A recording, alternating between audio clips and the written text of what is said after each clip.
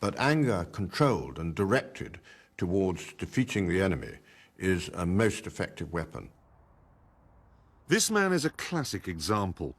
In November 1965, Rambahadur Limbu, a lance corporal in the Gurkhas, was fighting in the Indonesian War.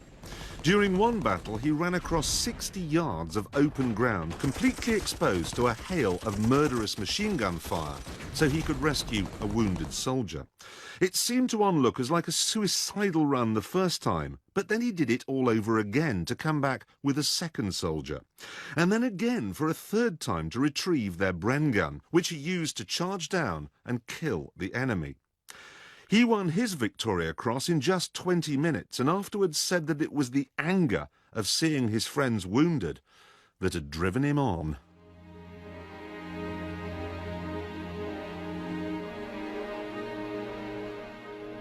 Limbu is a rare breed, one of only 15 VC winners who are still alive today. They've all faced death in its most horrendous way, or most obvious way, and they've cheated death, and they don't have to prove anything to anybody. They're at peace with themselves. Infrequently, the opportunity, and it doesn't need an opportunity, the opportunity to win a VC comes past your door. The days of soldiers sticking their heads above the parapet and taking out half the enemy with nothing but a fruit knife are gone. The days of soldiers like this man, Gurkha rifleman Lakiman Gurung.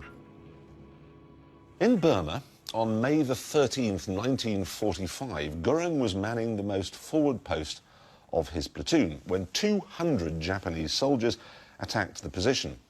Grenades were thrown into his trench, which Rifleman Gurung snatched up and threw back. Unfortunately, the third grenade exploded in his hand, blowing off his fingers, shattering his right arm and severely wounding him in the face, body and right leg. For the next 4 hours, wave after wave of fanatical attacks were thrown in by the enemy and all were repulsed, even though Gurung, alone in his trench, had to load and fire his rifle using only his left hand. Of the 87 enemy dead counted in the vicinity after the battle, 31 lay in front of Gurung's position. 31.